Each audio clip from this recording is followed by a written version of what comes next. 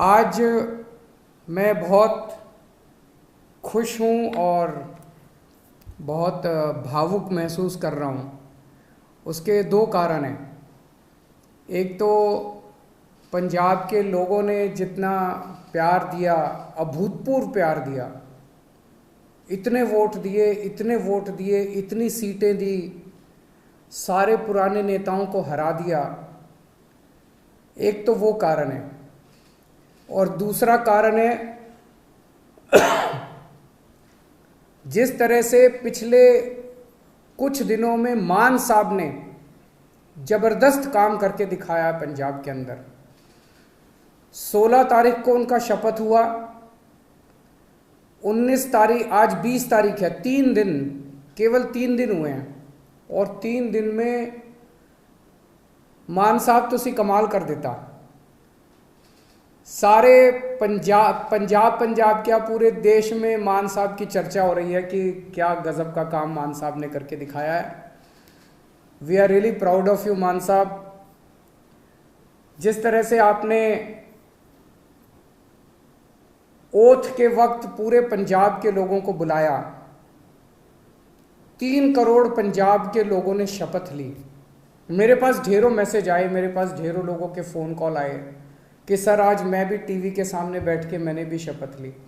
जितने लोग वहाँ गए थे उनको भी ये लगा, पंजाब के लोगों को पहली बार ये लगा कि वो मुख्यमंत्री बन रहे हैं।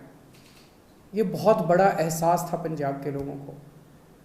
जिस तरह से जितने ये बड़े बड़े पुराने मंत्री संतरी हुआ करते थे उनकी सिक्योरिटी हटा के और वो सिक्योरिटी जनता के लिए लगा दी गई, वो पुलिस वाले जनता की सुरक्षा के लिए लगा दिए गए, वो सारे व्हीकल जनता की सुरक्षा के लिए लगा दिए गए।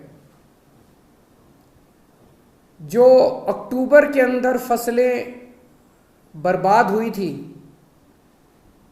उन फसलों का अभी तक मुआवजा नहीं मिला था और सरकार बनते ही 1-2 दिन के अंदर सारे किसानों का मुआवजा उनके जिलों में पहुंच गया। और अब मुझे बताया गया कि अगले 3-4 दिन के अंदर वो सब मुआवजा उनके चेक मिलने चालू हो जाएंगे।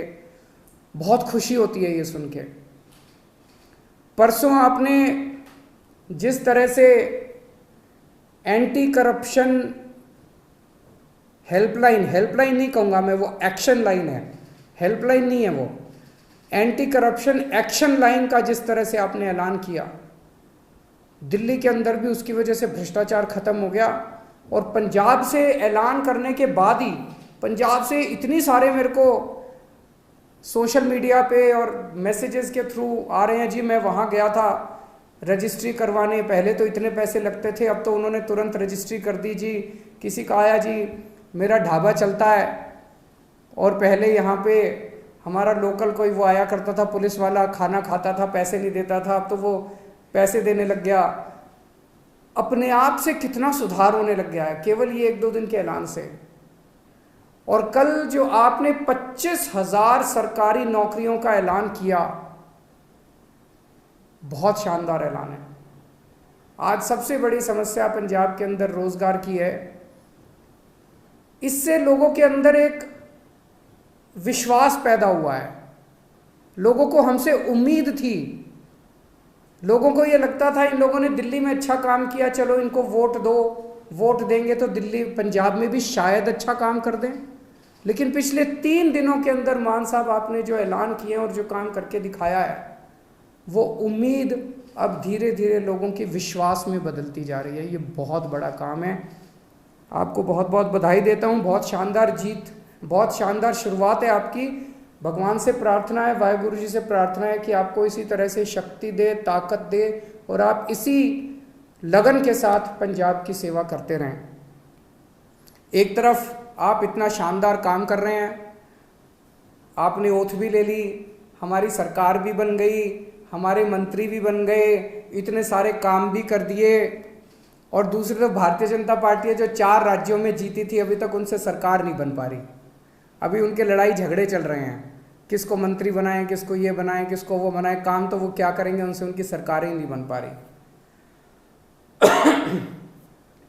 कैबिनेट में जो जो मंत्रियों को कल शपथ दिलाई गई थी, मैं उनको बधाई नहीं दूंगा, मैं उनको शुभकामनाएं दूंगा। भगवान से प्रार्थना करूंगा कि आप सब लोग जो जो जिम्मेदारी आपको दी गई है वो जिम्मेदारी आप लोग पूरी लगन, मेहनत और ईमानदारी के साथ पूरी करेंगे। एक एक व्यक्ति के ऊपर निगाहें हैं लोगों की, समय कम है। अभी अभी मान साहब ने कहा कि 70 साल खराब कर दिए हम लोगों ने, 75 साल हो गए आज़ादी को, 75 साल हमने खराब कर दिए, अब टाइम कम है। हर एक मंत्री को मान साहब टारगेट देंगे, भाई तुमको इतने दिन में इतना काम करना है, इतने दिन में इतना काम करना है, इतने दिन में इतना काम करना है। टाइम बहुत कम है, 24 घंटे का दिन होता है, 24 में से 30 घंटे काम करना पड़ेगा, रात दिन काम करना पड़ेगा, खूब मेहनत करनी पड़ेगी। अगर टारगेट पूरे नहीं होते आपके तो फिर जनता ही कहेगी भाई इस मंत्री को बदलो, दूसरे मंत्री को लेके आओ। हो सकता है थोड़ा सा बुरा लगे उस टाइम, लेकिन मजबूरी है, काम तो करना पड़ेगा। मान साहब जो भी टारगेट देंगे वो मान साहब के टारगेट भी पूरे करने पड़ेंगे। मैं पहले दिन का मान साहब का भाषण सुन रहा था जब उन्होंने सारे एमएलएज को कहा था कि चंडीगढ़ में मत बैठना, बहुत सही कहा था। होता क्या है कि जब हम जब बन जाते हैं तो फिर ये घोड़ा गाड़ी बंगला इसकी आदत पड़ जाती है, ये बहुत बुरी आदत है। चंडीगढ़ में बिल्कुल नहीं बैठना। हमारी पार्टी का एक एक कार्यकर्ता, हमारी पार्टी का एक एक एमएलए, हमारी पार्टी का एक एक मंत्री लगातार 24 घंटे जनता के बीच में घूमेगा, गलियों में जाएगा, मोहल्ले में जाएगा, पिंड में जाएगा, लोगों की बातें सुनेगा। मैंने सुना है कि कुछ विधायक अपने जो मंत्री नहीं बन पाए वो दुखी हैं। हमारी 92 सीटें आई हैं, मंत्री 17 ही बनेंगे।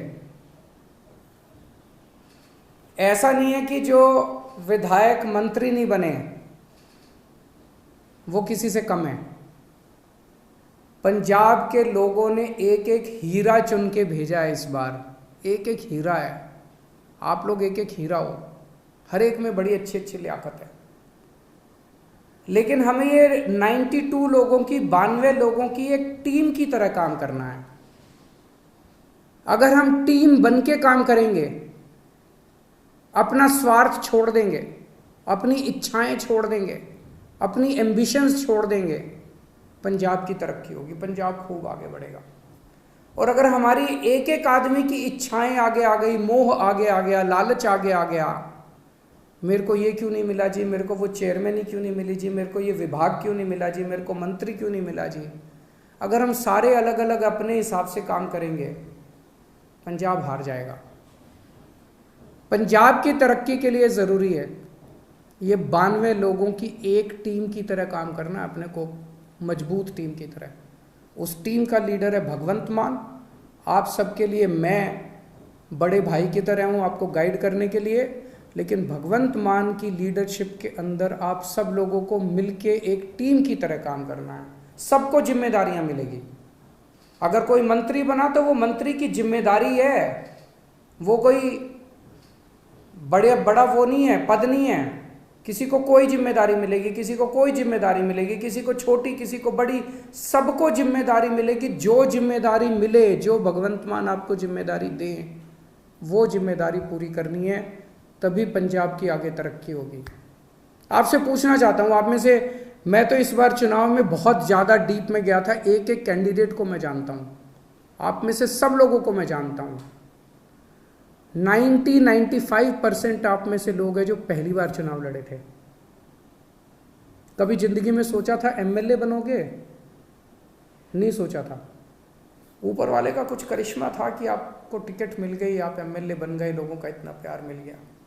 आप में से कुछ लोग हैं जो बहुत साधारण बैकग्राउंड से आते हैं और इतनी बड़ी बड़ी हस्तियां हार गई आपके सामने। घमंड मत करना, आपने नहीं हराया, जनता ने हराया है। कल आप उनकी तरह काम करोगे, जनता आपको भी हरा देगी। कभी घमंड मत करना। तो ये मत सोचो कि अब मैं एमएलए बन गया, अब मैं मंत्री बनूंगा, अब मैं मुख्यमंत्री बनूंगा। ये सब चीज़ें दिमाग में नहीं आनी चाहिए, ये अच्छी चीज़ें नहीं हैं। आप एमएलए रहते अपना ऐसा काम करो कि आप ही की ख्याति चारों तरफ फैल जाए। आप एमएलए रहते हुए अपने हलके में इतना अच्छा काम करो कि आपकी ख्याति चारों तरफ फैल जाए, लोग आपको इतना प्यार करने लगे। किसी भी पद के ऊपर कुछ लोग आते हैं, कहते हैं जी मेरा हक था ये बनने का। ये सोच लेना ये जनतंत्र है, किसी का किसी पद के ऊपर हक नहीं है। जिस दिन जनता नाराज हो गई, 2 मिनट में मुख्यमंत्री को भी हटा देती है और 2 मिनट में एमएलए को भी हटा देती है। ये हमारे से पहले वाले जो थे उनको भी ऐसे लगता था कि वो तो पैदाइशी मुख्यमंत्री बनने के लिए आए हैं, वो तो पैदाइशी मंत्री बनने के लिए आए हैं। 2 मिनट लगे, जनता ने सारों को साफ कर दिया। ऐसा ना कर देना कि अगली बार जनता हमें साफ करने के लिए तत्पर रहे। हमें ऐसा करना है कि जनता जिंदगी भर हमारे को प्यार करे, हमें जनता का दिल जीतना है। लोगों के अगर काम कराने हो तो आप जरूर अपने मुख्यमंत्री से मिलने के लिए जाना। लोगों के लिए काम कराने हो लोगों के, तो आप जरूर अपने मंत्रियों से मिलने जाना। लेकिन किसी अपने हलके के डीसी और एसपी और थानेदार की पोस्टिंग कराने मत जाना। मैंने सुना है पहले पंजाब में अभी तक ये सिस्टम चलता था कि अपने इलाके की अपने हिसाब से थानेदार की पोस्टिंग कराई, अपने हिसाब से एसपी की पोस्टिंग कराई और फिर मिलके बांट के सारा सिस्टम चलता था। मान साहब, उनका मंत्रिमंडल, सब लोग मिलके अपने हिसाब से अच्छे अच्छे लोगों की, ईमानदार अफसरों की पोस्टिंग करेंगे। वो पोस्टिंग करें। अगर कोई अफसर आपका काम ना, जनता का काम ना करे, आप ये शिकायत लेके जाओ। लेकिन किसी की अपने हलके के पोस्ट एसपी की और थानेदार की और डीसी की पोस्टिंग कराना, वो मान साहब के ऊपर छोड़ दो, वो करेंगे। मंत्रियों के ऊपर छोड़ दो, वो करेंगे। और अगर कोई करप्शन करे तो वो बताओ। सबसे ज़रूरी चीज़ हमारे लिए ईमानदारी से काम करना है।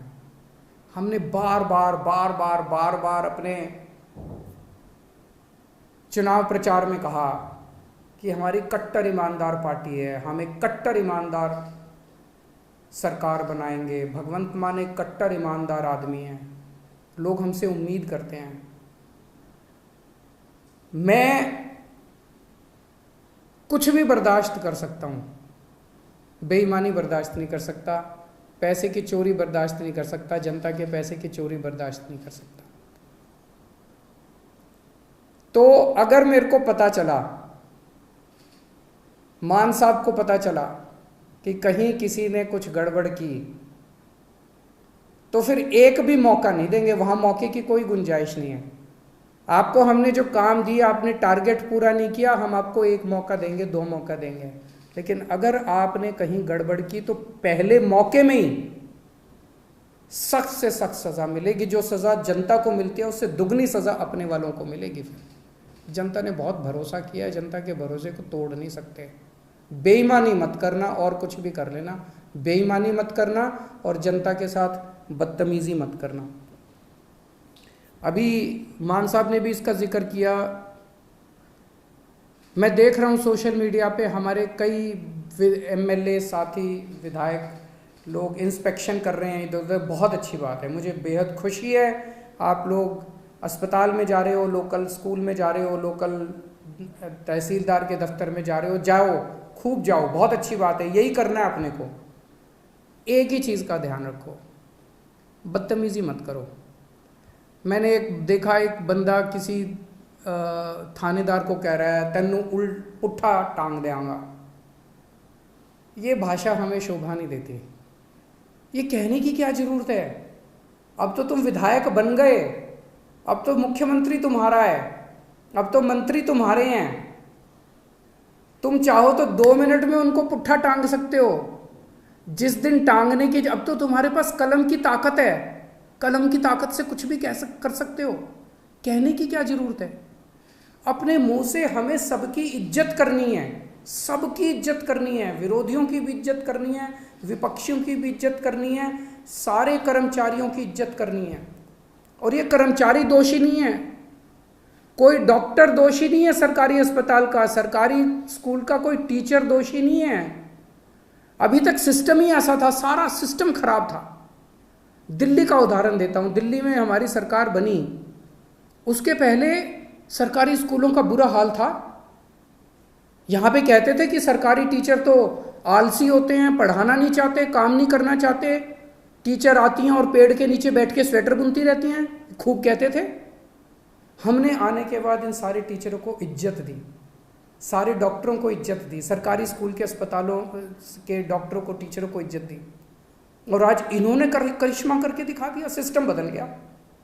हमें पंजाब में इन्हीं के साथ मिलके, सरकारी स्कूल के टीचरों के साथ मिलके, पंजाब पुलिस के साथ मिलके, डॉक्टरों के साथ मिलके, तहसीलदार के साथ मिलके, सबके साथ मिलके सिस्टम बदलना है। आप देख रहे हो ना, इतनी सारी सोशल मीडिया पे आ रही है कि सिस्टम ऑलरेडी बदलना चालू हो गया, तहसीलदार ने ऑलरेडी सिस्टम बदल दिया, पैसे लेना बंद कर दिया है, इधर उधर सबने पैसे लेने, सिस्टम बदलना है अपने को। सबको जाके, कोई भी सबको जाके हाथ जोड़ के बात करनी है अपने को कि भाई साहब जमाना बदल गया, अब आप भी बदल जाओ। बस अगर कोई गलत काम कर रहा है, आपके कहने के बाद भी गलत काम कर रहा है, मुख्यमंत्री को जाके बोलो, जो एक्शन लेना होगा लेंगे। अपने मुंह से कुछ नहीं गलत शब्द बोलने, वो बहुत ज़रूरी है। सबको साथ लेके चलना है। इस बार अपने को इतना प्यार मिला है पंजाब की जनता से, मेरे को पता चला कई दूसरी पार्टियों के नेता, उनके घर में उनकी बीवियों ने और उनके बच्चों ने हमको वोट पाई है। सोच सकते हो, हमें 5 साल के अंदर लोगों का इतना दिल जीतना है, 3 करोड़ पंजाबियों का दिल जीतना है कि अगली बार इनको एक भी वोट नहीं पड़नी चाहिए। अभी तो इनके बच्चों ने और बीवियों ने डाली, अगली बार इनके वोट भी हम ही पड़ेंगे। अपने को ऐसा माहौल तैयार करना है। मैं अंत में सभी पंजाब के लोगों को बहुत बहुत बधाई देता हूँ ये इनकलाब लाने के लिए। सभी हमारे वॉलंटियर्स को, बहुत मेहनत की हमारे वॉलंटियर्स ने, रात दिन एक कर दिया, बिना किसी ख्वाहिश के, निस्वार्थ भाव से पंजाब के लिए। उन सभी वॉलंटियर्स को मैं सलाम करता हूँ। मैं मान साहब को और सभी विधायकों को जो जो जीते हैं, उन सबको विधायकों को मैं बधाई देता हूँ इस शानदार जीत के लिए। मान साहब ने इतना शानदार नेतृत्व किया पंजाब का प्रधान होते हुए, उनको बधाई देता हूँ। जरनैल सिंह जी जो पंजाब के प्रभारी थे, उन्होंने बहुत शानदार प्रभारी का पद संभाला, उन्हें बधाई देता हूँ। राघव चड्ढा जी जिन्होंने पूरे पंजाब कैंपेन के अंदर सह प्रभारी का बहुत अच्छा काम किया, उन्हें बधाई देता हूँ। और अंत में अगर मैं डॉक्टर संदीप पाठक को बधाई और शुक्रिया नहीं दूंगा तो कुछ कमी रह जाएगी। उन्होंने पीठ पीछे रह के जिस तरह से शानदार संगठन तैयार किया, शानदार कैंपेन डिज़ाइन किए, शानदार पूरा पंजाब का कैंपेन संभाला, मैं उन्हें बधाई देता हूं। और उम्मीद करता हूं कि आने वाले 5 साल के अंदर हम सब मिलके पंजाब को ठीक करेंगे। बहुत बहुत शुक्रिया। वाहिगुरु जी का खालसा, वाहिगुरु जी की फतेह।